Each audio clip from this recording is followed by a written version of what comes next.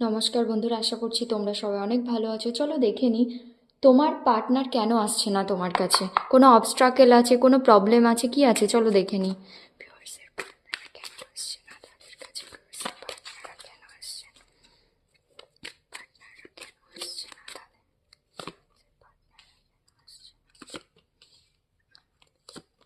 সে না নিজের এতেই স্টাক হয়ে আছে, মানে নিজের জিনিসগুলোর মধ্যেই সে বুঝতেই পারছে না। দেখো, ডিপ্রেশনের মধ্যে মন এনার্জি এসেছে, ডিপ্রেশনের মধ্যে আছে, ওভার থিঙ্ক করছে। মানে সেই তোমাকে যে চিট করেছিল না, সেই জিনিসটা নিয়ে সে না ভীষণ ডিপ্রেশনের মধ্যে ওভার থিঙ্ক করছে। তার মানে ইমোশন ওভারফ্লো হচ্ছে, নিজের ক্যারিয়ারে ফোকাস করতে চাইছে, করতে পারছে না।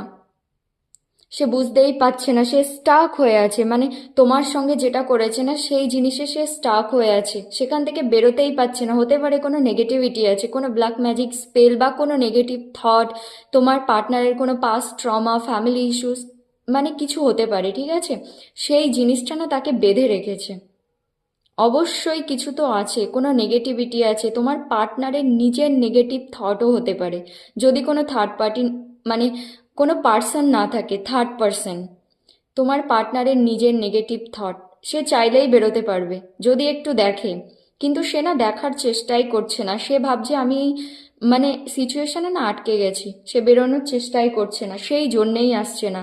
নিজের নেগেটিভিটিকে ওভারকাম করলে না সে অবশ্যই আসবে। দেখো, কারণ আসতে চায় মুভমেন্টের কার্ড, নাইট অফ পেন্টিকলস, একদম স্টেবিলিটি, সিকিউরিটি দেওয়ার জন্য আসতে চায়, একদম লং টার্মের জন্য। একটু ধীরে ধীরে আসতে চায়, একটু পেশেন্স রাখতে হবে তোমাদেরকে, কারণ সে কোনো ভুল করতে চায় না। সে নিজের মানে ধীরে ধীরে কেন আসতে চায়, সে নিজের মানে চিন্তা ভাবনার মধ্যেই না আটকে গেছে। দেখো, ডিপ্রেশনের কার্ড এসেছে, ওভার থিঙ্ক করছে, সে অনেক বেশি ইমোশনাল।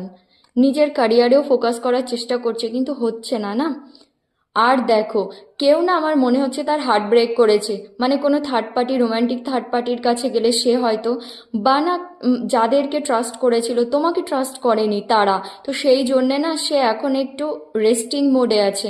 মানে সব কিছু থেকে নিজেকে আলাদা করে না ভাবছে যে কি করেছিল, তার কি ভুল ছিল, মানে কি কি হয়েছে, যারা তাকে চিট করেছে, তোমার সঙ্গেও তো তাই করেছিল, সেই জিনিসগুলো না এখন তার সেই সেলফ ইন্ট্রোস্পেকশন চলছে। ভগবানকে না সে স্যারেন্ডার করে দিয়েছে। সিচুয়েশন আসবে তো অবশ্যই, কিন্তু সে না নিজের নেগেটিভ প্যাটার্নের মধ্যে এখন আটকে আছে, একদম স্টাক হয়ে আছে। তো ইয়েস, এটাই হলো তোমাদের reading. Thank you so much.